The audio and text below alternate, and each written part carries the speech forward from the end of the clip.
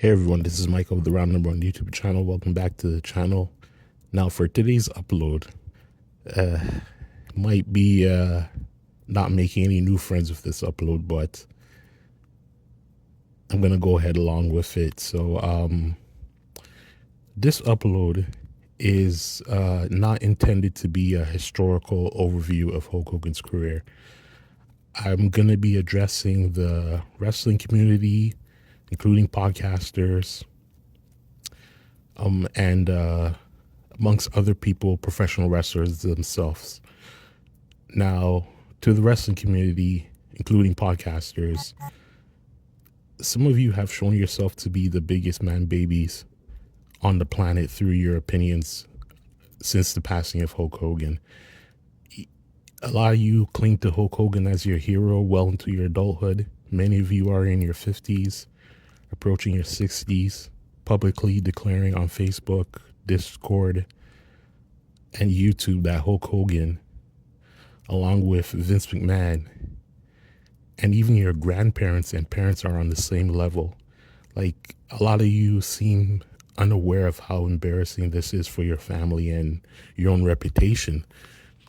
You know, you're acknowledging that your heroes are troubled individuals living controversial lives.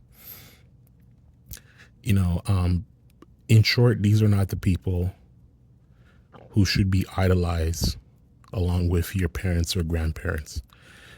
Let me clarify.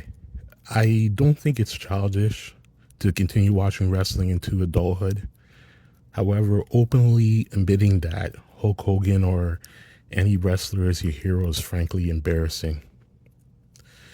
Now, the truth is, professional wrestling is not unreal. It's very real, and wrestlers often prefer their stage personas, which become their everyday names. They even give their children stage names, and those children are not part of the business.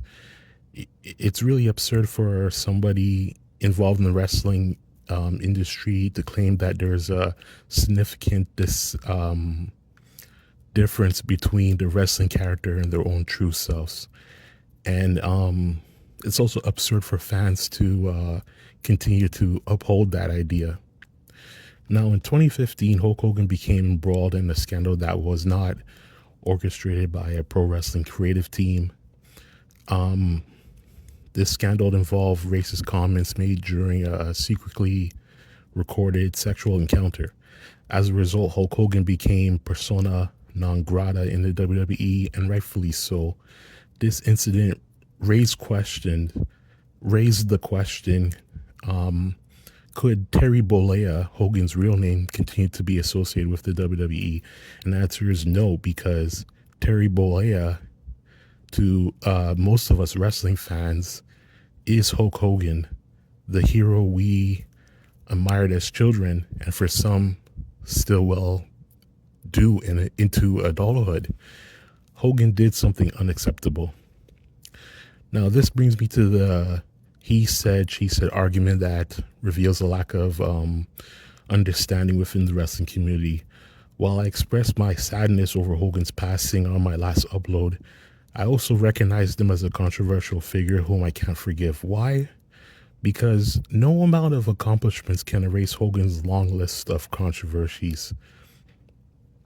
He passed away 10 years to the date that Gawker released audio of his racist rant regarding his daughter's dating life, which served as a painful reminder of how poorly he handled his reputation after being a household figure for over 40 years. Now, during his 3 years away from WWE, the company gave Hogan a second chance following his numerous public apologies. However, just 16 days after receiving his fourth speeding ticket in 11 months, his son Nick was involved in a serious crash in Clearwater, Florida. In a recorded phone call with Nick, who was in jail following the horrific car accident, Hogan made further racist comments. Now, according to various podcasters or YouTubers, through their discussions, some argue that Hogan should be absolved from racism because of the many apologies he has made. suggesting it's time to move on since, hate doesn't need to persist. Well, it's worth noting that when Hogan returned to the WWE in 2018, he delivered a speech to the locker room about his past incident. According to wrestlers present, this apology seemed more focused on avoiding being caught on camera rather than expressing true remorse. Despite this, the he said, she said discourse in the wrestling community maintains that Hogan should be forgiven simply because he apologized in 2015. With today being Sunday, many of you are likely hosting shows that reminisce about being children in the 80s and early 90s, loving Hulk Hogan ripping off his red and yellow t-shirt, flexing his 24-inch pythons, and body slamming Andre the Giant WrestleMania. The issue lies in turning a blind eye to the full image of Hulk Hogan, acknowledging his past, both the triumph and controversies, allow fans to appreciate his contributions to wrestling while also understanding the complexities of his character. If we want hate to end, it's crucial to embrace the lessons learned and strive for growth rather than simply glorifying a singular narrative. Only then can we celebrate the legacy of Hulk Hogan in a way that truly honors the entirety of his journey. Now, to the professional wrestlers and the professional wrestling companies like WWE, TNA, and New Japan Pro Wrestling, I believe it was essential for them to acknowledge Hulk Hogan's passing on their programming or live events last week. Unlike AEW, Hogan worked for those companies, and they all did right by paying tribute. It's important to know that Hogan never worked for AEW, and Tony Khan has expressed his displeasure with him.